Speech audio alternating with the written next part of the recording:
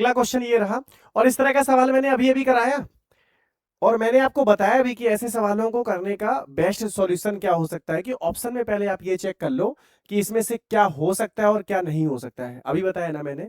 उसने क्या बोला कि अब बताओ, वृद्धि हुई है ना, अगर वृद्धि हुई है तो सस्ती वाली चीजें कम होंगी और महंगी वाली चीजें ज्यादा होंगी। वृद्धि होने पे यही होता है। तो पहले जरा ये चेक कर लो कि क्वेश्चन में कह क्या रहा है। उसने बोला एक स्टेशनरी सप्लायर ने प्रीमियम पेन, ये प्रीमियम पेन थे कि 4 बॉक्स, और स्टैंडर्ड पेन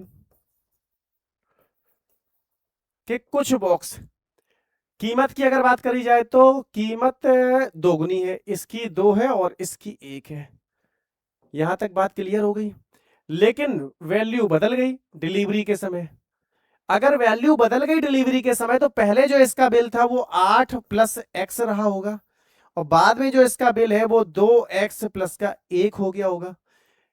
और क्वेश्चन में कह रहा है इससे कुल बिल 20% की वृद्धि होगी, तो पहले जो बिल आ रहा था 5 और बाद में जो बिल आ रहा था वो कितना हो जाएगा 6। 20% की वैल्यू तो आप जानते ही है ना, 20% की फ्रैक्शन वैल्यू हमने निकाल दी। अब क्रॉस मल्टीप्लीकेशन करेंगे, 6 8 48, ये 4x होगा, 4 2 8 और प्लस x सही है, और फिर ये वैल्यू कितनी हो जाएगी, ये 4 हो जाएगी। अब सही है, क्योंकि ये 4 इसके साथ चला जाएगा ना, इसकी 4 एकन 4 हो जाएगा। तो अब क्या हो गया, 6 8 48 और 5 दूनी 10x और 6x, तो ये कितना हो जाएगा आपका, दोनों का डिफरेंस 28 और ये दोनों का डिफरेंस। तो x की वैल्यू अगर आपसे पूछी जाए तो x की वैल्यू कितनी आ जाएगी, 7। तो अनुपात अगर पूछ लिया जाए तो प्रीमियम पेन कितने थे, 4, और स्टैंडर्ड पेन कितने आ गए, 7। तो 4:7 ही आपका इस सवाल का सही उत्तर बन जाएगा। कितना, 4:7। 4:7 दिया गया, कौन सा, option number C. Option number C इस सवाल का सही उत्तर था। बात क्लियर हो गई। अब मैंने आपको क्या बताया कि अगर वृद्धि बिल में कमी होती है तो कमी होने मैंने क्या बताया कि महंगी वाली चीजें कम और सस्ती वाली चीजें ज्यादा। लेकिन अगर बिल में वृद्धि हुई है तो वृद्धि होने का मतलब क्या है कि महंगी वाली चीजें ज्यादा और कमी वाली चीजें कम। तो इस तरह से अगर आप देखोगे ऑप्शन में, लेकिन पूछा किसका था, मूल अनुपात उसने पूछ लिया था। तो मूल अनुपात अगर आप देखोगे तो हमेशा ये वैल्यू छोटी होगी, ये वैल्यू बड़ी होगी, ये वैल्यू छोटी होगी, ये वैल्यू बड़ी होगी, ये वैल्यू छोटी होगी, ये वैल्यू बड़ी होगी। तो केवल व केवल एक ऑप्शन, ऑप्शन नंबर कौन सा, डी, ये वाला इस सवाल का उत्तर नहीं होगा। लेकिन आप एक चीज और देख सकते हो कि प्रीमियम जो पेन थे उसके 4 बॉक्स थे। कितने थे, 4 बॉक्स थे। तो जो भी आंसर आएगा वो 4 का फैक्टर भी तो कम से कम होना चाहिए। तो एक ऑप्शन ये वाला कैंसिल आउट हो गया। अब 4:5 और 4:7 में से कोई एक ऑप्शन आप चेक कर लीजिए जो होगा वो। अगर 4:5 चेक किया वो नहीं होगा तो 4:7 बचा हुआ जो ऑप्शन है वो इस सवाल का उत्तर हो जाएगा। बात क्लियर है। तो सब कुछ आप अगर दिमाग लगाओगे और अदरवाइज नहीं करना है तो मैंने आपको ये वाला मेथड तो बता ही दिया है कि ये वाला इस तरह के जो सवाल है और जो एसएससी बार बार पूछ रहा है, तो फिर इस तरह के सवालों को करने के लिए ये वाला तरीका मैंने आपको दे दिया। आगे बढ़ जाए, ये लीजिए बिल्कुल वही क्वेश्चन की कट कॉपी पेस्ट है, क्योंकि जितने शिफ्ट में पेपर हुआ है ना, कट कॉपी पेस्ट में क्वेश्चन उसने उतने ही पूछ लिए। तो मैं इस सवाल को छोड़ दे रहा हूं, मैं इस सवाल को आपके लिए छोड़ दे रहा हूं। तो इस सवाल का आप आंसर कमेंट बॉक्स में बताएंगे। अगर आएगा तो वाई लिख के आप आंसर बताएंगे ABCD, और अगर नहीं आएगा तो एन लिखेंगे, नो, एन का मतलब नो। तो मैं इस सवाल को अगली क्लास में सॉल्व करवा दूंगा। आगे बढ़ जाए, ये रहा, ये भी देखिए बिल्कुल वैसा ही क्वेश्चन आ गया फिर से। ये इस तरह का सवाल हर शिफ्ट में पूछा गया, हर शिफ्ट में। ऐसी कोई शिफ्ट नहीं है जिसमें ये सवाल ना पूछा गया हो कि इसकी इतने दर्जन, इसके उतने दर्जन, इसका ऐसे पूछ ली, मतलब इतनी वैल्यू इंटरचेंज हो गई आपस में, इतनी वृद्धि हो गई। तो ये क्वेश्चन भी मैं आपके लिए छोड़ रहा हूं। आप इन सभी सवालों को सॉल्व करेंगे और आंसर बताएंगे कि इनका आंसर क्या होगा। कमेंट बॉक्स में बताएंगे आप आंसर, ठीक है। आगे बढ़ जाए, ये रहा आज की क्लास का अगला सवाल। और ये देखिए कितना अच्छा सवाल है, बहुत बढ़िया सवाल है। अगर कोशिश करोगे तो आंसर इसका आपका निकल आया होगा, अगर आपने कोशिश की होगी तो। देखो क्या कह रहा है, 120 प्रश्नों वाली एक प्रतियोगी परीक्षा में 3 खंड है। गणित के 20 है, हिंदी के 50 है और विज्ञान के 50 है। उसने बोला कि गणित 20 हिंदी, 50 और विज्ञान, इसके कितने हैं 50। यहां तक ठीक है, कोई दिक्कत?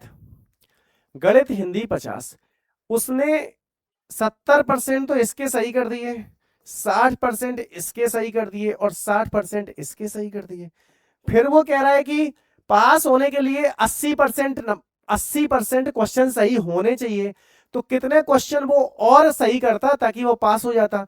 तो 10% यहां पे कम है, तो 10% इसकी वैल्यू अगर निकालोगे तो 2 क्वेश्चन इसके, 20% इसकी वैल्यू कम है तो 20% 10 क्वेश्चन इसके, और 20% इसकी वैल्यू कम है तो 10 क्वेश्चन इसके। तो 10 10 20 और 2 कितना, 22 क्वेश्चंस के अगर आंसर वो और देता, 22 सवालों के उत्तर अगर वो और देता, तो फिर वो व्यक्ति पास हो जाता। तो 22 डी मतलब Deepika Padukone is the right answer, मतलब डी 22 इस सवाल का सही उत्तर होगा, डी फॉर दीपिका। आगे बढ़ जाए, तो इसमें कुछ था ही नहीं, प्लस माइनस करना था आपको। ये रहा आज की क्लास का अगला सवाल, इसका बताओ उत्तर क्या होगा?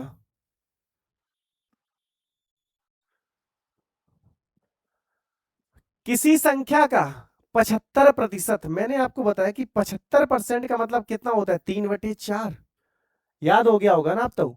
75% कितना होता है 3/4, उसने यही तो बोला है कि 75% 3/4 होता है। फिर वो ये कह रहा है कि 2/3, 2/3, 75% 2/3 से 20 अधिक है, तो कितना अधिक है 20 अधिक है। पूछ क्या रहा है? अब वो ये कह रहा है कि संख्या ज्ञात कीजिए, 3 तिरका 9 और 4 2 8, 1/12, और 1/12 की वैल्यू कितनी आ गई 20 है। अगर 1/12 की वैल्यू 20 है तो 1 बराबर कितना आ गया 240। यही इस सवाल का उत्तर होगा कि नहीं होगा? 240 इस सवाल का सही उत्तर होगा। कोई डाउट? 3/4 75% केवल, इसको आपने क्या फ्रैक्शन वैल्यू बता दी 3/4, 2/3 2/3 होता है दोनों का, उसने बताया कि 20 अधिक है तो दोनों का अंतर मतलब 20 दिया गया था, 1/12 की वैल्यू 20 दी गई थी। एक इसका क्रॉस मल्टीप्लीकेशन कर दिया इस तरफ, इसका जब इधर क्रॉस मल्टीप्लीकेशन किया तो कितना आ गया 240, और 240 इस सवाल का सही उत्तर था। उसने क्या पूछा था संख्या बतानी है, तो संख्या कितनी हो गई 240। देखिए ये सब सवाल, ये आया हुआ क्वेश्चन है सीजीएल के 16/9/2025 के शिफ्ट नंबर 2 में ये आया हुआ सवाल है, ऐसा नहीं कि ये नहीं आया हुआ सवाल। तो ऐसे सवाल भी आते हैं, ये वो क्वेश्चंस हैं जो आपके समय को बचाएंगे, जो आपके समय को बचाएंगे, क्योंकि कुछ कुछ क्वेश्चंस में आपको समय देना पड़ेगा, तो जहां आपको समय देना पड़ेगा वो बचेगा कहां से, यहीं से तो बचेगा, तभी तो 15 मिनट में 25 सवाल कर पाएंगे। आगे बढ़े, ये रहा अगला। इस सवाल का उत्तर बताओ, कौन भाई बताएगा इस सवाल का सही उत्तर? देखो, उसने बोला कि यदि किसी घनाभ के तीनों आयामों में 25% की वृद्धि कर दी जाए तो आयतन में कितने प्रतिशत की वृद्धि होगी। उसने ये पूछ लिया आयतन में कितने परसेंट की वृद्धि होती। आयतन होता क्या है, दिया क्या गया था, यदि किसी घनाभ, आयतन होता है LBH, मतलब लेंथ विड्थ और उसकी हाइट, तीनों भुजाओं को अगर मल्टीप्लाई कर दिया जाए तो उसका आयतन निकल के आ जाता है। फिर वो ये कह रहा है कि तीनों भुजाओं में हमने 25% की वृद्धि कर दी, तीनों भुजाओं में, तो जो आयतन होगा, देखो अब इस सवाल को करने के दो तरीके हैं आपके पास। एक तो आप सक्सेसिव लगा दो, जो सब लगाते हैं, 25 + 25 और प्लस 25 और गुणे 25 और बटे कितना 100, तो ये 25 और 25 कितना हो गया 50 हो गया, और 25 25 कितना होता है 625 होता है, तो ये आ जाएगा आपका 56.25। दो भुजाएं आपने अगर बढ़ाई हैं तो 56.25 इस सवाल 56.25% बढ़ जाएगा अगर केवल दो भुजाएं बढ़ाई जाती तो। लेकिन उसने बोला तीनों आयामों को बढ़ा दिया, तो तीनों आयामों को बढ़ाने का मतलब क्या हुआ कि 56.25 तो आपने बढ़ा चुके तो पहले ही से 56.25 ये आपने बढ़ा दिया, 25 और बढ़ जाएगी तीसरी भुजा, और 56.25 का 25% और निकालना है, तो इसका जब 25% की वैल्यू मतलब होता है 1/4, तो इसका जब 1/4 करोगे तो लगभग वैल्यू 14 आ जाएगी। लगभग वैल्यू कितनी आएगी, 14 आ जाएगी। तो इन सबको जब जोड़ोगे तो 56 में 14 जोड़ दिया 70 हो गया, 70 में 20 जोड़ दिया तो 70 में 25 जोड़ दिया तो कितना हो गया, 95 दशमलव समथिंग इस सवाल का सही उत्तर होगा, 95 दशमलव समथिंग। तो 95 दशमलव, ये जो इस सवाल का उत्तर होगा तो 95.25% से ज्यादा इस सवाल का उत्तर होगा, इन सबको अगर जोड़ दिया जाए तो 95.25 की अगर वैल्यू 95 दशमलव समथिंग इस सवाल को देखा जाए तो एक ही ऑप्शन आपका दिया गया है, option number A for Apple. 95.31% इस सवाल का सही उत्तर है। बात क्लियर हो गई। लेकिन कुछ लोग क्या करेंगे कि 56.25 निकाल लिया, फिर से सक्सेसिव लगाएंगे, 56.25 प्लस 25 प्लस 56.25 गुणे 25/100 कर, उतना करने की जरूरत नहीं है।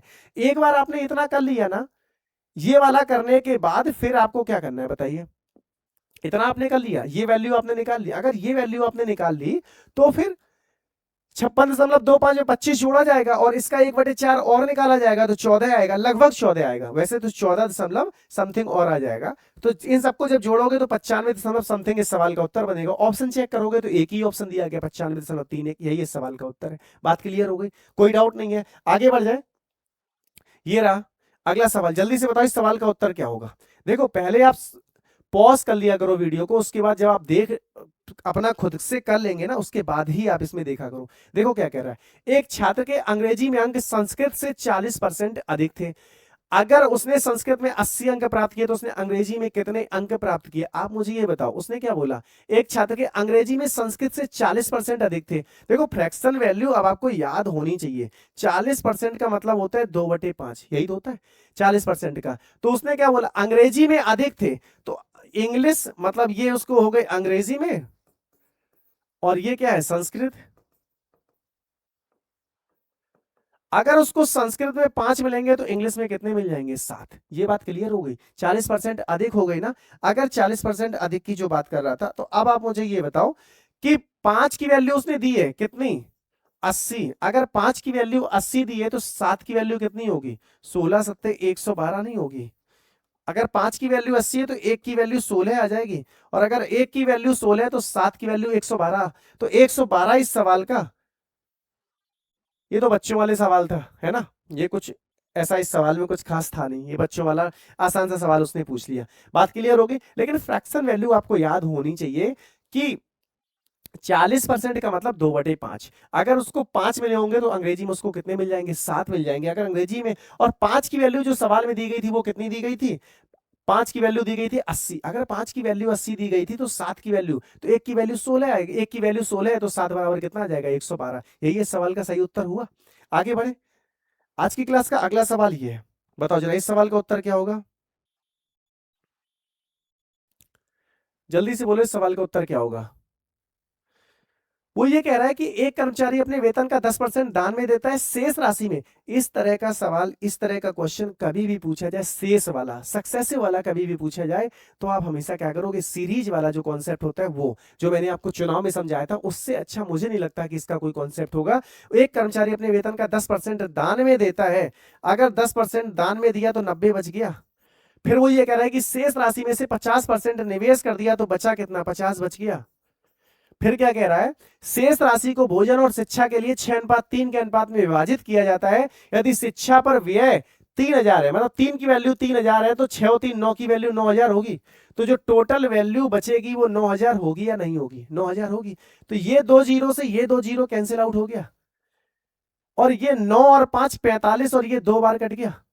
2 के बाद 4 जीरो देख लो इस सवाल का, x की वैल्यू उसने पूछी थी तो x की वैल्यू 2 के बाद 4 जीरो, 2 के बाद 4 zero, option number B, B for boy, option number B इस सवाल का सही उत्तर। तो उसने क्या पूछ लिया, तो कर्मचारी का कुल वेतन कितना था, तो x की वैल्यू 2 के बाद 4 जीरो आएगा, यही तो आएगा।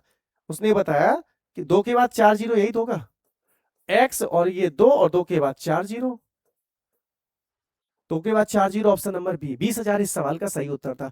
तो इस तरह का कभी भी कोई सवाल फंसे, शेष का इतना, शेष का उतना, शेष का इस तरह से अगर सवाल चले तो हमेशा कौन सा मेथड लगाओगे? सीरीज मेथड सबसे अच्छा तरीका होता है।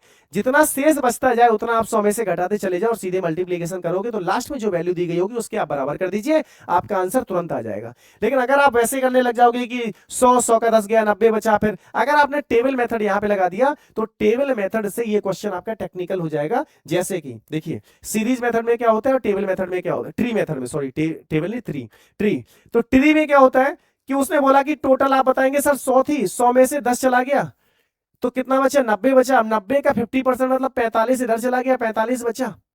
यही तो करोगे ना आप। अब 45 जब उसने निवेश कर दिया, अब वो ये कह रहा है कि जो बच रहा है 45 जो उसके पास बच रहा है उसको 3:6 में डिवाइड किया, 6:3 में, और 3 की वैल्यू दी गई थी 3000, तो 6 की वैल्यू 6000 हो जाएगी, 6 की वैल्यू 6000 हो जाएगी, और 6 और 3 9 ये दिया गया था। तो ये जो वैल्यू दी गई थी वो 45 बराबर इतनी दी गई थी। तो इस तरह से जब आप सवाल को करोगे तो थोड़ा सा लेंदी हो जाएगा। लेकिन जब आप सीरीज मेथड से चलते हो तो टोटल माना आपने x, तो 90/100 किया, फिर वो कह रहा है कि 50% निवेश कर दिया, तो 50 तो उसके पास बचा होगा। 50 जब उसके पास बचा होगा, फिर वो ये कह रहा है कि जो बचा हुआ था वो 6:3 के अनुपात में शिक्षा पे उस पे, तो 3 बराबर 3000 दिया था, तो टोटल हो जाएगा 9000।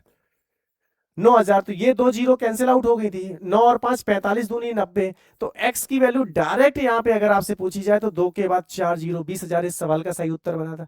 ऐसे ही इलेक्शन में होता है। तो इलेक्शन में एक आप ट्री मेथड यूज करते हो, एक आप सीरीज वाला करते हो। सीरीज वाला कब करना होता है ये मैंने आपको डिटेल में समझा दिया। जब भी शेष का इतना, शेष का शेष शब्द यूज किया जाएगा तब आपको सीरीज वाला मेथड यूज करना है। लेकिन जब प्लस माइनस वाली वैल्यू होती तब आप यहाँ पे ये वाला मेथड यूज कर सकते हो, कोई दिक्कत वाली बात है नहीं। तो यहाँ पे आप देखोगे तो 45 बराबर 9000 आ गया था, तो यहां पे एक की वैल्यू 2000, 45 दूनी 90, 200 आ जाएगी। एक की वैल्यू अगर देखोगे तो 200 आ जाएगी, एक बराबर, और 100 बराबर आपने माना था तो 2 जीरो और बढ़ जाएगा। तो भी आंसर तो वही आना है, आंसर 20,000 ही आएगा। ऐसा नहीं कि आंसर चेंज हो जाएगा, आंसर चेंज नहीं होना है। लेकिन मुझे लगता है कि सीरीज ज्यादा बेहतर तरीका है जब शेष वाला कॉन्सेप्ट आपको मिल जाए तो। ठीक है, आगे बढ़ जाए, अगला सवाल करवाएं, समझ गए होंगे डिटेल में। ये जा इस सवाल का उत्तर बताओ क्या होगा। वो ये कह रहा है कि in a school the number of boys and girls is in the ratio 5:4। एक स्कूल है, स्कूल में लड़के और लड़कियों का अनुपात जो दिया है 5:4 दिया है। फिर वो कह रहा है कि स्कूल लड़कों की संख्या में कितनी वृद्धि हुई है? लड़कों की संख्या में 20% की वृद्धि हो गई और लड़कियों की संख्या में 10% की वृद्धि हो गई। उसने क्या क्या दिया था? बॉयज और गर्ल्स। बॉयज और गर्ल्स का जो अनुपात था वो 5:4 था, यही है ना बॉयज? हाँ, बॉयज और गर्ल्स। लड़कों की संख्या में 20% की वृद्धि हो गई और लड़कियों की संख्या में 10% की वृद्धि हो गई।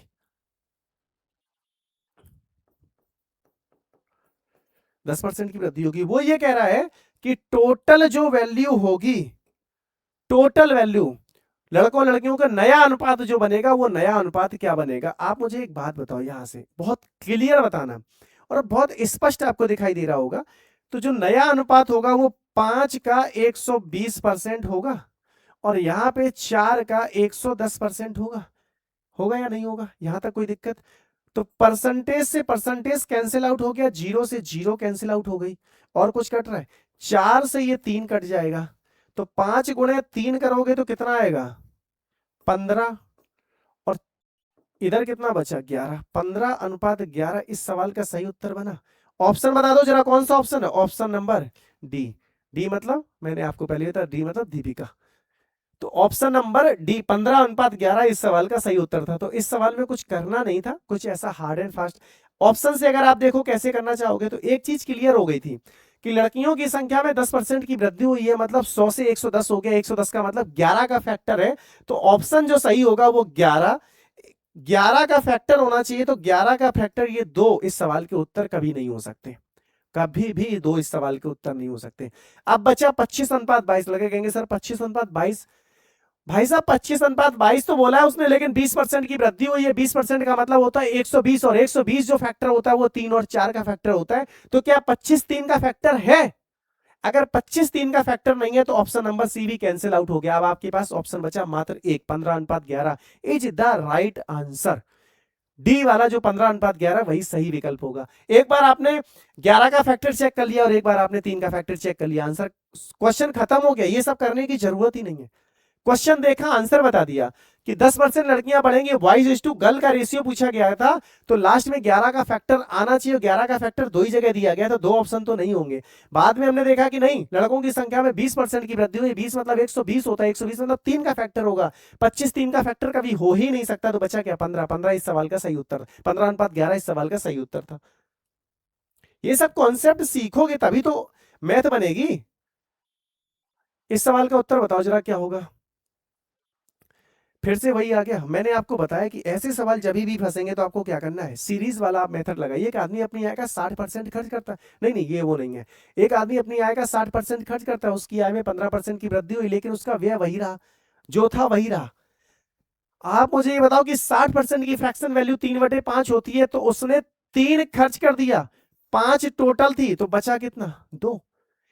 अब उसकी इनकम जो कह रहा है, उसकी आय में 15% की वृद्धि हुई, इनकम 15% बढ़ गया। मैंने आपको बताया कि इस तरह का सवाल कभी भी आय व्यय एक्सपेंडिचर वाला अगर क्वेश्चन फंस जाए, इनकम एक्सपेंडिचर एंड सेविंग वाला अगर क्वेश्चन कभी भी फंसे और 15% की, अगर 15% उसकी इनकम बढ़ी है, तो ये वाली वैल्यू भी 15% बढ़ जाएगी और ये वाली वैल्यू भी 15% बढ़ जाएगी। लेकिन क्वेश्चन में ये कह रहा है कि नहीं, उसका जो व्यय था, मतलब जो एक्सपेंडिचर था, ये एक्सपेंडिचर है और ये सेविंग है, तो ये उसकी इनकम होगी, तो उसका सेविंग एज इट इज रहा, मतलब 0% बढ़ा। तो मैंने बताया कि अगर उसकी इनकम 15% बढ़ेगी तो सारी वैल्यू 15% बढ़ जाएगी, तो उसकी सेविंग भी 15% बढ़ जाएगी, तो इसको भी 15% बढ़ जाना चाहिए, लेकिन ये 0 बढ़ा, तो इसका मतलब 3 गुणे 15 कहां चला जाएगा, सेविंग के पास। तो ये 45 काटोगे तो कितना, 15 3 45 में 2 का भाग दोगे तो 22.5, और 22.5 में 15 जोड़ोगे तो 37.5, 37.5 इस सवाल का सही उत्तर था, ऑप्शन नंबर ए। बात क्लियर हो गई। मैं आपको बता चुका हूं कि इस तरह के सवाल करने का सबसे बढ़िया तरीका होता है आपके पास कि ये वाला जो तरीका मैंने दिया है, इनकम एक्सपेंडिचर सेविंग वाला क्वेश्चन अगर कभी भी फंसता है, तो उसने बोला कि ये वैल्यू जितनी बढ़ेगी वही वैल्यू सब में बढ़ जानी चाहिए, अगर ये कम होता। मैंने इस तरह के ढेर सारे क्वेश्चन कराए हुए परसेंटेज में, आप जाके प्रीवियस क्लासेस को आप चेक करिए, ये सवाल डिटेल में बहुत बताए, बहुत क्वेश्चन मैंने करवाए। ठीक है, आज की क्लास का अगला सवाल ये रहा, बताओ इस सवाल का उत्तर क्या होगा, जल्दी से बोलो। जनसंख्या और पॉपुलेशन का क्वेश्चन है। जनसंख्या और पॉपुलेशन का जो क्वेश्चन है, गांव की जनसंख्या प्रतिवर्ष 10% की दर से बढ़ती है। अगर वर्तमान जनसंख्या 72,600 है, तो 2 वर्ष पहले की वैल्यू उसने पूछ ली। किसकी वैल्यू पूछी है, 2 वर्ष पहले की वैल्यू पूछी। 10% की अगर वृद्धि हो रही है, तो 10 से कितनी हो गई होगी 11, फिर 10 से कितनी हो गई होगी 11। आप ये कहोगे सर 100 थी, अभी कितनी हो गई, 121 हो गई। 100 थी तो अभी कितनी हो गई, 121 हो गई। अगर 121 हो गई तो अभी की वर्तमान वैल्यू दी गई है 72,600, तो इसका मतलब 121 की वैल्यू 72,600 दी गई है। अगर 121 की वैल्यू 72,600 दी गई, तो एक बराबर कितना आ जाएगा, 600 आ जाएगा। एक बराबर 600 आ गया, तो 100 की वैल्यू पूछी थी, तो 2 जीरो इधर दोनों तरफ चिपका दो, तो 2 जीरो मैं इस तरफ चिपका दे रहा हूं और 2 जीरो मैं फिर इस तरफ चिपका दूंगा, तो 60,000 इस सवाल का सही उत्तर बनेगा, 60,000 ऑप्शन नंबर ए। समझ गए बात को, क्लियर हो गया। कभी भी अगर इस तरह का सवाल बनेगा तो आपको कर पाओगे। जनसंख्या में वृद्धि वाला चक्रवृद्धि वाला कॉन्सेप्ट लगता है, कौन सा, कंपाउंड इंटरेस्ट वाला जो कॉन्सेप्ट होता है वही इसमें लगाया जाता है। 10 से कितनी 11, 10 से कितनी 11, 2 साल में 100 की कितनी हो गई 121, 121 की वैल्यू दी गई थी 72,600, तो 72,600 कर दिया, तो एक की वैल्यू 600 आ गई। उसने पूछा कि 2 साल पहले जनसंख्या कितनी थी, 100 थी, 100, 2 जीरो इस तरफ चिपका दिया, 2 जीरो इस तरफ चिपका दी, इस सवाल का सही उत्तर आ गया। आगे बढ़े, चलिए अगला बताइए, इस सवाल का उत्तर क्या होगा।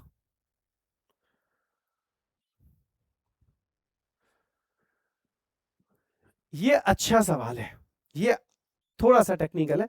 3 संख्याएं इस प्रकार है कि दूसरी संख्या पहली संख्या का, ये हो गई पहली, ये हो गई दूसरी और ये हो गई तीसरी।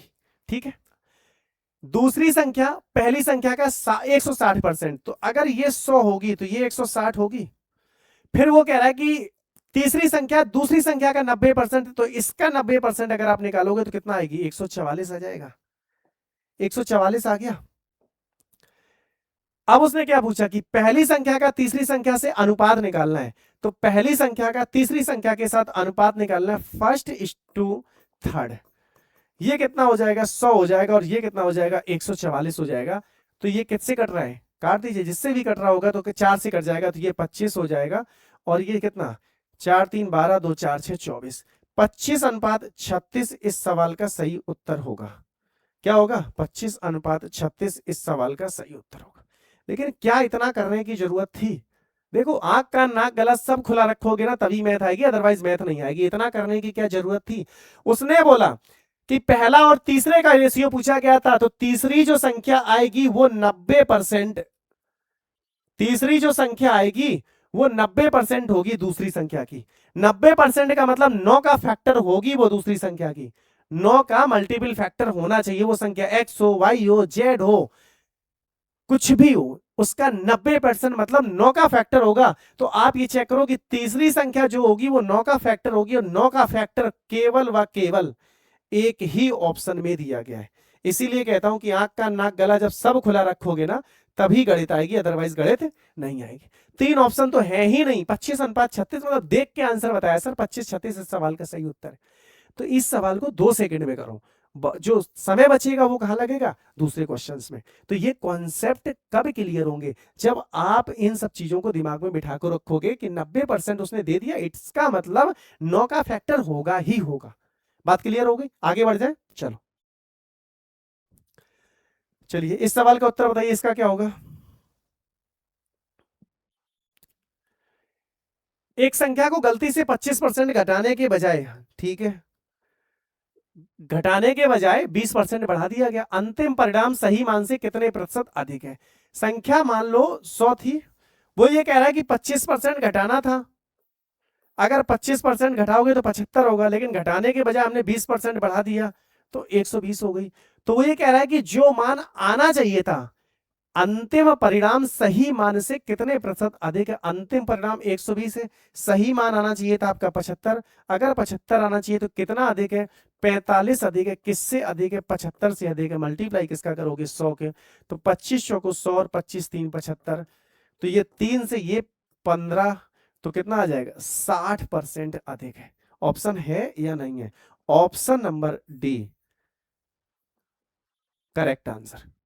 लग रहा है एग्जामिनर जो है ना वो दीपिका पादुकोण का फैन रहा होगा, इसीलिए वो D D D D D D maximum सवालों में आंसर वो डी सही कर रहा है। बात क्लियर हो गई? तो इसमें कुछ था नहीं। उसने बोला कि जो वैल्यू थी उसको 25% कम करना था तो 75 होना चाहिए, लेकिन गलती उसने कहां कर दी, 25% कम की जगह उसने क्या कर दिया, उसको 25% कम करना चाहिए था लेकिन उसने 20% बढ़ा दिया। तो 20% जब उसने बढ़ाया तो 120 आ गया, और 25% कम करता तो 75 आ जाता। तो उसने बोला कि जो परिणामी मान है वो सही मान से कितना अधिक है, तो मैं बोलूंगा 45 अधिक है। किससे अधिक है, 75 से अधिक है। मल्टीप्लाई किसका किया, 100 की किया, सॉल्व कर दिया, तो 60% इस सवाल का सही उत्तर है। ठीक है, आगे बढ़े, चलिए इस सवाल का उत्तर बताइए फटाक से जल्दी। उसने बोला था एरिया, एक समत्रिभुज है और एक समत्रिभुज का क्या कर दिया, एक समत्रिभुज का क्षेत्रफल 21% बढ़ जाता है, भुजा की लंबाई में कितने प्रतिशत की वृद्धि होगी। देखो त्रिभुज में जो क्षेत्रफल होता है वो भुजा का स्क्वायर होता है, भुजा का स्क्वायर होता है। और समत्रिभुज की भुजा क्या होती है, बराबर होती है, तीनों भुजाएं आपस में बराबर होती हैं। और 21% अगर वैल्यू बढ़ गई है तो आप जानते हो कि जब एक्स एक्स एक्स तीन भुजाएं हो गई, तो जो बढ़ेगी वो 10%, 20%, 21%, 22%, जो भी बढ़ेगा वो बराबर बराबर बढ़ेगा। 21% टोटल बढ़ गया। तो आप ये जानते हो कि जो भुजा होती है, जब सक्सेसिव वाला आप कॉन्सेप्ट लगाते हो, सक्सेसिव वाले कॉन्सेप्ट में x प्लस एक्स स्क्वायर बटे 100 जब आप करते हो, सक्सेसिव में जब दो समान चीजें होती हैं उस वहीं पे लगाते हो ना, तो x प्लस एक्स गुणे एक्स बटे 100 करोगे और तब ये वैल्यू कितनी आ गई, 21 आ गई। मैं इसको हटा देता हूं। वैसे तो आपको आंसर ये आ चुका होगा कि 21% का मतलब क्या होता है, अरे ये फिर आ गया। 21% का मतलब क्या होता है, 21% का मतलब होता है कि 10 प्लस 10, 10 प्लस 10 करोगे तभी तो 21 आएगा। लेकिन अगर आप मान लो नहीं आपको आ पा रहा है तो आप क्या करोगे, 21% बढ़ गया तो पहले जो क्षेत्रफल होगा, पहले जो क्षेत्रफल होगा वो 100 होगा। 21% बढ़ गया तो कितना हो गया, 121 हो गया। आप जानते हो कि भुजा का स्क्वायर होता है, तो ये किसका स्क्वायर लिखा है? 10 का स्क्वायर लिखा है। तो ये किसका स्क्वायर लिखा है? 11 का स्क्वायर लिखा है। भुजा का स्क्वायर ही तो होता है, √3/4 भुजा स्क्वायर होता है। तो 10 का स्क्वायर है, तो इसका मतलब जो भुजा पहले 10 रही होगी वो कितनी होगी? 11 होगी। अगर 10 से 11 हो गई तो आप क्या बोलोगे कि सर ये 10% से वैल्यू बढ़ गई होगी। तो जो उसका भुजा का मान उसने पूछा है कि कितनी बढ़ेगी, कितने प्रतिशत की वृद्धि, भुजा की लंबाई में कितने परसेंट की वृद्धि होनी चाहिए, तो 10 से 11 होनी चाहिए। तो 10 से 11 का मतलब 10%। 10% इस सवाल का सही उत्तर था। बहुत आसान सवाल है, ऐसा कुछ इसमें है नहीं। आगे बढ़े, चलिए इस सवाल का उत्तर बताइए। ये थोड़ा सा क्वेश्चन ठीक है, लेकिन ये भी वैसा ही है, बेकार सा सवाल। किसी संख्या के 10% और उसी संख्या के 40% के बीच का अंतर, 10% और 40% के बीच का अंतर, इसका मतलब 30%। और 30% की वैल्यू कितनी दी गई है? 120। तो 1% की वैल्यू अगर आपसे पूछिए, आप बोलोगे सर 4। 1% की वैल्यू कितनी आएगी? 4। तो क्या बोल रहा है? संख्या बता दीजिए क्या है, संख्या कितनी होती है? 100 होती है। तो 2 जीरो दोनों तरफ चिपका दो। तो 2 जीरो दोनों तरफ जब चिपकाओगे तो आंसर कितना बन जाएगा? 400। 400 इस सवाल का सही उत्तर है। तो ये तो बेकार सा सवाल था, कोई मतलब नहीं बनता। आगे आओ, चलिए ये बताइए इस सवाल का उत्तर क्या होगा। ये क्वेश्चन अच्छा है, ऐसे सवाल पूछता है और बार बार पूछता है। देखो क्या कह रहा है। एक मिश्रण में 60% पानी अगर 80 लीटर के मिश्रण में 20 लीटर दूध मिला दिया गया। इस तरह के सवाल में आप नोट करके लिख लो एक बात, कि जो चीज नहीं मिलाई जाती है उसका जो परसेंटेज होता है वो हमेशा नहीं, परसेंटेज उसकी वैल्यू चेंज हो जाती है, लेकिन उसकी जो क्वांटिटी होती है वो हमेशा कांस्टेंट रहती है। जो चीज नहीं मिलाई जाती है उसकी क्वांटिटी कांस्टेंट रहती है। अगर मैं बात करूं पानी की, पहले मिश्रण था 80। तो परसेंटेज वैल्यू अगर पूछी जाएगी तो पहले परसेंटेज कितना था? 60% था। अब उसने बोला कि 20%, क्या किया? 20 लीटर ने दूध मिला दिया। तो अब क्वांटिटी हो गई 100। परसेंटेज वैल्यू मैं कह रहा हूं कि x होगा। परसेंटेज से परसेंटेज कैंसिल आउट हो गया, 2 जीरो से 2 जीरो कैंसिल आउट हो गई। तो x की वैल्यू क्या आ गई? 48। उसने पूछा क्या था? पानी का नया प्रतिशत क्या होगा? तो पानी का जो नया परसेंट है वो आपने कितना माना? x माना। तो x माना तो x की वैल्यू कितनी निकल के आ गई? 48। 48 इस सवाल का सही उत्तर है। तो नोट कर लो इस तरह के सवालों में कि जो चीज नहीं मिलाई जाती है उसकी क्वांटिटी हमेशा कैसी रहती? कांस्टेंट रहती है। जो चीज नहीं मिलाई जाएगी, जो चीज मिलाई जाएगी उसकी तो क्वांटिटी बदल ही जाएगी ना। जो नहीं मिलाया गया उसकी क्वांटिटी हमेशा कैसी रहती है? कांस्टेंट रहती है। तो हम उसी को लेके इस तरह के सवालों को सॉल्व कर देते हैं। आगे बढ़ जाए, बताइए इस सवाल का उत्तर क्या होगा। देखिए वो ये क्या कह रहा है। एक महिला अपनी कुल मासिक आय, मैंने बताया ना, एक महिला अपनी कुल मासिक आय का 50% घरेलू खर्च पर और 20% बचत पर खर्च करती है, शेष राशि अन्य मदों पर खर्च करती है। उसकी आय का कितने प्रतिशत इन अन्य मदों पर खर्च होता है? क्या कहीं क्वेश्चन में शेष शब्द रिमेनिंग यूज किया गया? नहीं यूज किया गया ना। इसका मतलब कि मासिक आय का 50% तो वो किस पे खर्च कर रही है? घरेलू खर्चों पर। और 20% कहां पे खर्च कर रही है? बचत। तो टोटल कितना हो गया? 50 और 20, 70। अगर टोटल वैल्यू 70 होगी तो बचा कितना उसके पास? 30। बचा कितना उसके पास? 30। तो 30% ये तो इस सवाल का सही उत्तर है। तो ये सवाल कुछ करवाने वाली बात थोड़ी है, बेकार बेकार से सवाल पूछे। 30% इस सवाल का सही उत्तर होगा। ठीक है, बताइए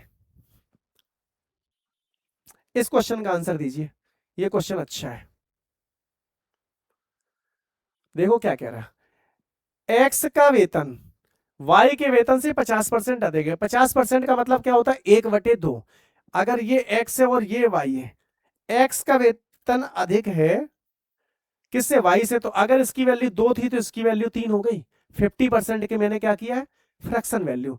फिर वो कह रहा है कि अगर वाई का वेतन 30% बढ़ जाता है, वाई के वेतन को मैंने 30% बढ़ा दिया, 30% बढ़ गया। फिर वो कह रहा है कि एक्स का वेतन p% बढ़ जाता है। कितने परसेंट बढ़ जाता है? p% बढ़ जाता है। तो x का नया वेतन y के नए वेतन का 20% अधिक होता है। 20% की फ्रैक्शन वैल्यू 1/5 होती है।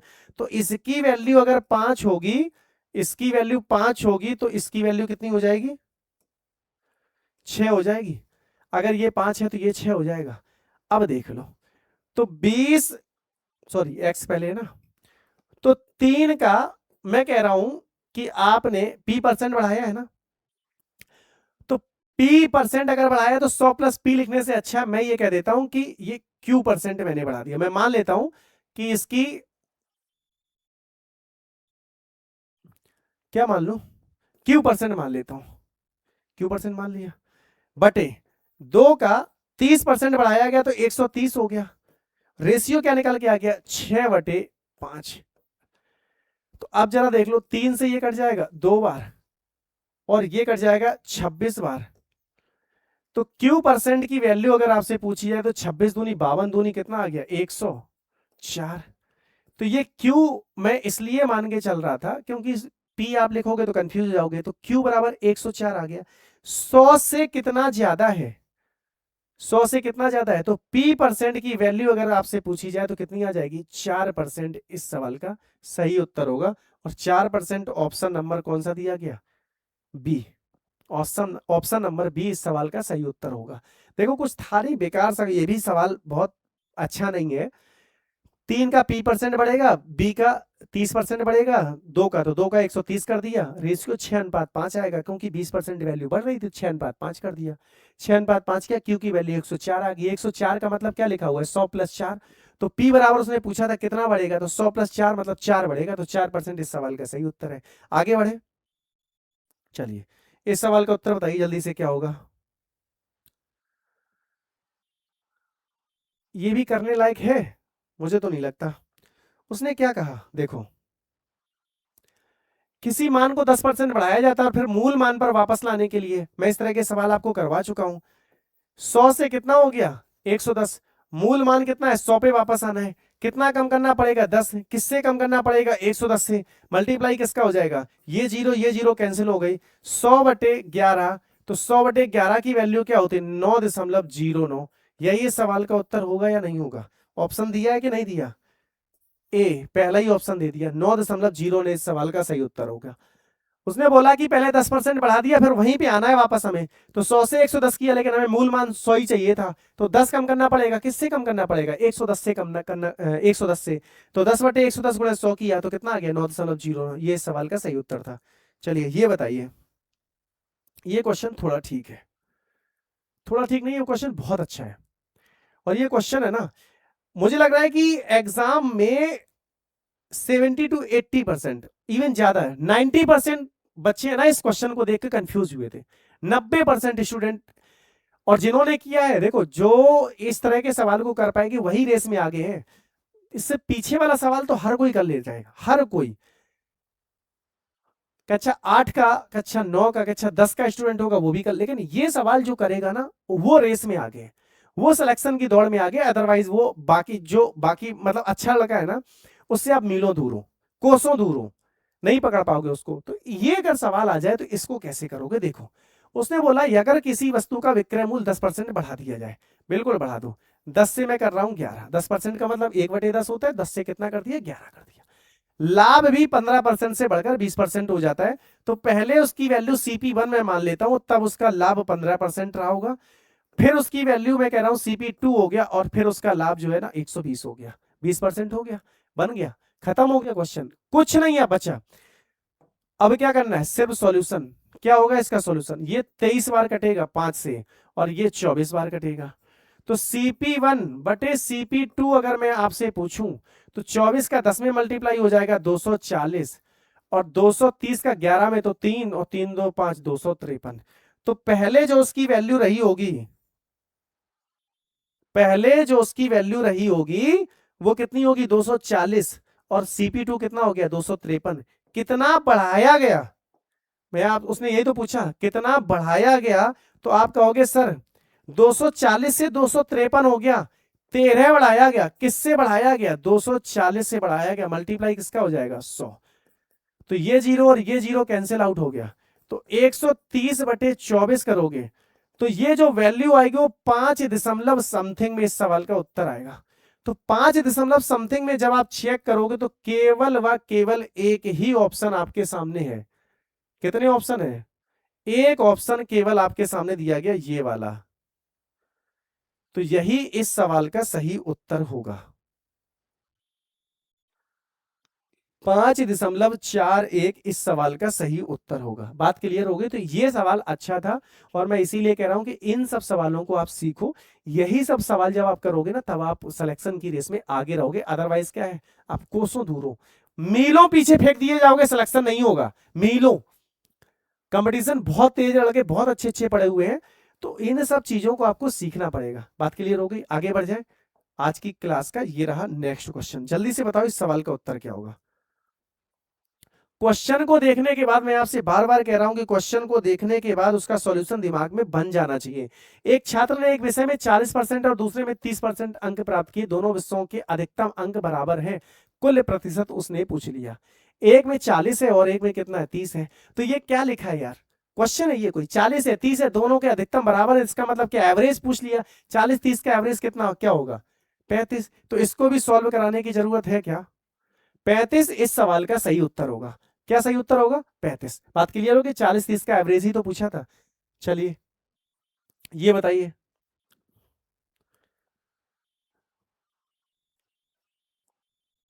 ये क्वेश्चन थोड़ा ठीक है। किसी वस्तु की कीमत में y% की कमी हो जाती है और फिर y% की वृद्धि हो जाती है। अंतिम कीमत मूल कीमत से 10% कम हो जाती है, तो y का मान आपको निकालना है। ओ भाई, ये सब सवाल क्या है? किसी वस्तु की कीमत में y% की कमी है, फिर y% की वृद्धि है। तो जहां प्लस एक बार प्लस और एक बार माइनस, तब आप जानते हो तब क्या होता है, अंतिम कीमत मूल कीमत से 10% कम हो जाती है। तो यहां भी तो कम ही निकलेगा, और जो कम निकलेगा वो क्या होगा, माइनस का y² बटे 100, यही तो होगा। और जो माइनस का y² बटे 100 है, वो 10% के बराबर है कि नहीं है? तो माइनस तो ये बताता है कमी है, तो ये माइनस और ये माइनस कैंसिल आउट हो जाएगा।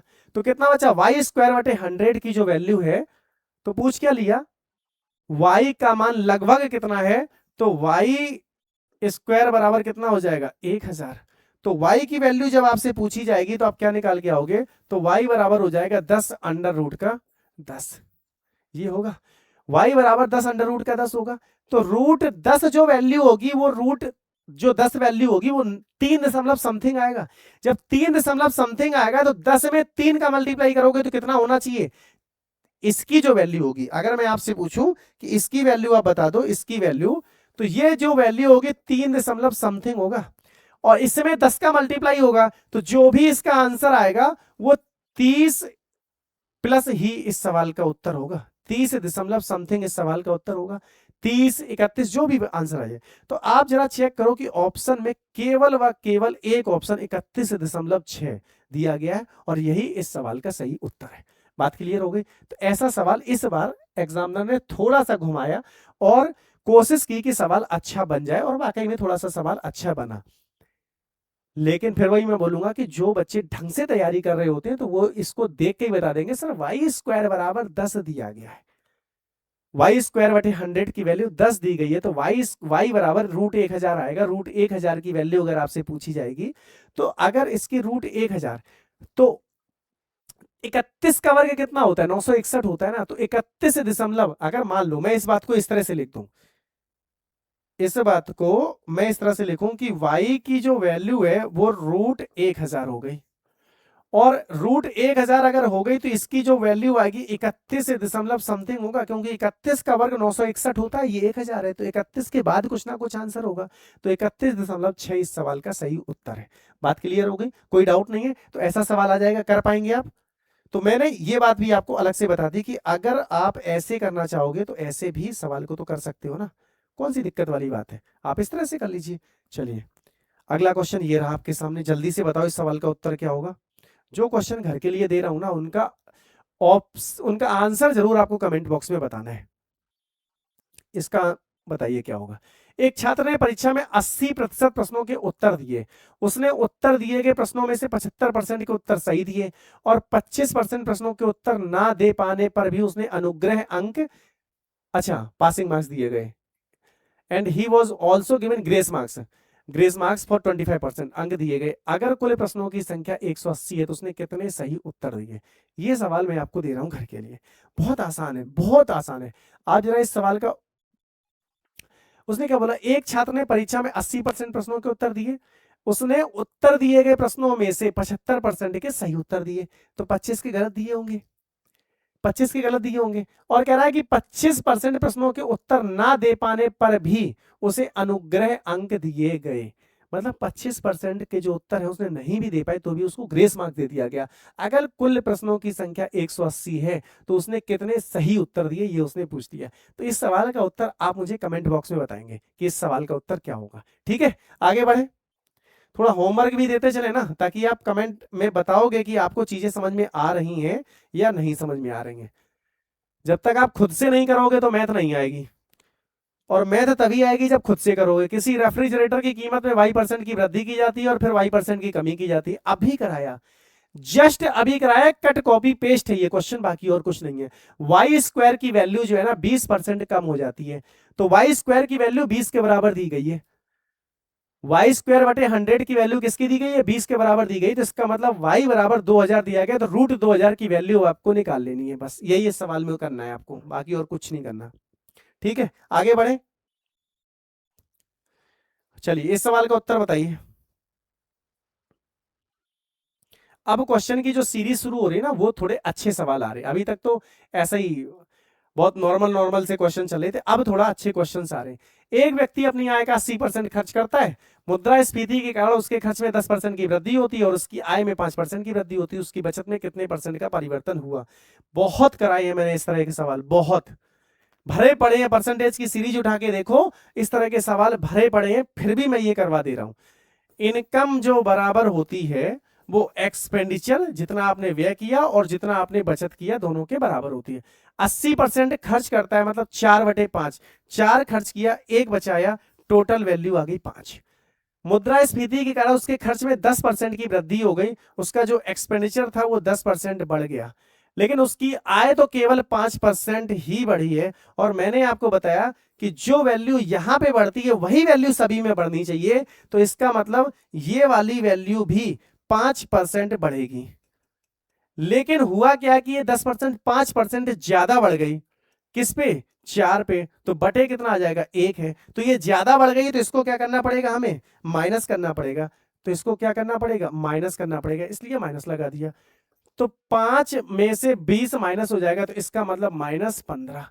तो ये वाली जो सेविंग होगी, जो उसकी बचत होगी, तो बचत उसकी 15% से क्या हो जाएगी? जो उसकी बचत होगी, तो बचत उसकी 15% से माइनस आए ना, तो माइनस ये बता रहा है कि उसकी बचत में 15% की क्या हो जाएगी?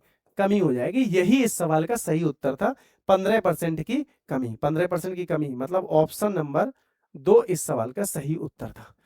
और इस मैंने बताया ना कि ये कॉन्सेप्ट जो है ना, ये वाला जो इनकम होती है, ये वाला कॉन्सेप्ट इस तरह के सवालों को करने के लिए इससे अच्छा कॉन्सेप्ट मुझे नहीं लगता कि दूसरा कोई हो सकता है। आप इससे कम समय में आप कभी भी ऐसे सवालों को करके और इससे कम टेक्निकलिटी में आप करके दिखा दो, तो मैं बताऊंगा कि हाँ ये बहुत अच्छा तरीका है। और इस तरह का कॉन्सेप्ट मैंने बताया ना, बहुत क्वेश्चन मैंने कराए, भरे पड़े हैं। आप क्लास नंबर 1 या 2, मुझे एग्जैक्ट याद नहीं कौन सी क्लास है, आप उसमें देखिए, क्लास नंबर शायद 1 है, मैं उसकी लिंक डलवा देता हूं नीचे, तो आप देखेंगे भरे पड़े हैं इस तरह के सवाल। ठीक है, आगे बढ़े। चलिए ये बताइए, 2-3 क्वेश्चन और है तो आज कंप्लीट ही कर देते हैं। मतलब परसेंटेज कंप्लीट नहीं, स्लाइड कंप्लीट कर देते हैं, परसेंटेज तो अभी चलेगा। ऐसा पढ़ लो कि दोबारा कभी पढ़ने की जरूरत ना पड़ेगा। एक त्रुटि के कारण एक दुकानदार 400 रुपए की वस्तु का विक्रय मूल्य 12.5% कम करने के बजाय 12% 5% बढ़ा देता है। इस त्रुटि के कारण मूल्य में कितने प्रतिशत की वृद्धि हुई? देखो 12% कम की करना था, लेकिन 12% 12.5% बढ़ा दिया। इस सवाल को जब आप फ्रैक्शन से करोगे तो ये सवाल आपके लिए आसान हो जाएगा, और अगर आप फ्रैक्शन से ना कर पाए तो ये सवाल आपके लिए थोड़ा मुश्किल हो जाएगा। 12.5% कम करना था, 12.5% जब आ गया ना, तो फ्रैक्शन वैल्यू 1/8 होती है, मतलब उसको 50 रुपए कम कर देना था। 50 रुपए कम कर देना था, लेकिन उसने 50 रुपए क्या कर दिया? बढ़ा दिया। तो करना था उसको 350, और हो कितना गया? 450। तो क्या कह रहा है? इस त्रुटि के कारण मूल्य में कितने प्रतिशत की वृद्धि हो गई? तो कितने परसेंट की वृद्धि हो गई? 350 से 450 हो गया, तो 100 बढ़ गया। कितना बढ़ गया? 100 बढ़ गया। और किससे बढ़ गया? 350 से बढ़ गया। और मल्टीप्लाई किसका? 100 का। ये जीरो और ये जीरो कैंसिल आउट हो गई। 5 से काटोगे ये 7 बार, ये जाएगा 200 2 बार। तो ये जो वैल्यू आएगी वो 200/, कितना आ जाएगी 7, 7 दूनी 14, 6 बचा, तो 7 और 9 63, तो 8, लगभग 28 दशमलव समथिंग, तो 28 दशमलव समथिंग, ये क्या आएगा 28 दशमलव समथिंग, और 28 दशमलव समथिंग इस सवाल का ये उत्तर दिया गया। 28.57% इस सवाल का सही उत्तर होगा। इसको जब सॉल्व करोगे 200/7 को, तो 200/7, तो ये कितना 7 8 56, 4 बचा, तो ये 5, यही तो होगा। तो सॉल्व करने की जरूरत ही नहीं थी, हमें पता चल गया कि जब 28 दशमलव समथिंग इस सवाल का उत्तर बनेगा, तो 28.57, एक ही ऑप्शन दिया गया था, वही इस सवाल का सही उत्तर था। बात क्लियर हो गई? कोई डाउट तो नहीं है? आगे बढ़े, चलिए नेक्स्ट। इस सवाल का उत्तर क्या होगा?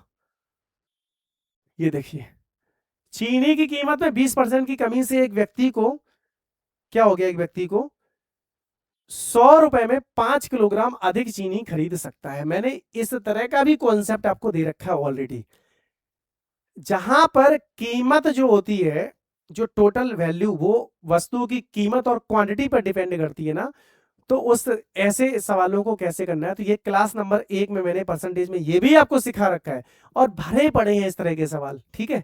तो आप जाके वहां एक बार देखो, परसेंटेज को आप शुरू से देखोगे ना, तब आपका परसेंटेज क्लियर हो जाएगा, कुछ बचेगा ही नहीं। परसेंटेज में बता तो रहा हूं कि तीसरी चौथी क्लास तो मैं करवा रहा हूं, अभी कम से कम 7-8 क्लास और होंगी, कम से कम 7-8 क्लास और होंगी, तो परसेंटेज मोटा मोटी आपका कम से कम 10 घंटे का क्लास है, और 10 घंटे एक बार आप परसेंटेज कर लेंगे, दोबारा आपको पढ़ने की कभी जरूरत पड़ेगी?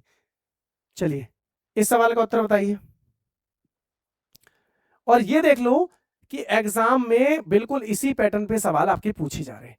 एक आदमी अपने वेतन का 20% किराए पर, 30% किराने पर और 40% अन्य खर्चों पर खर्च करता है। अगर वह 90,000 रुपए बचाता है तो 20 और 30, ओह सॉरी, 20 और 30 कितना हो गया 50, और 50 में 40 जोड़ दिया, कितना हो गया टोटल 90। 90% तो वो खर्च कर ही रहा है, बच कितना रहा है 10%। 10% की वैल्यू कितनी दी गई है 90,000, तो 100% की वैल्यू पूछिए, तो 10% की वैल्यू आप मुझे ये बताओ। चलिए मैं शुरू से बताता हूं। 20% उसने किराए पे किया, 30% किराने पे किया, तो 20% किराए पर, 30% किराने पर और 40% उसने अन्य खर्चों पर, तो टोटल कितना हो गया 90। तो इतना तो उसने खर्च कर दिया।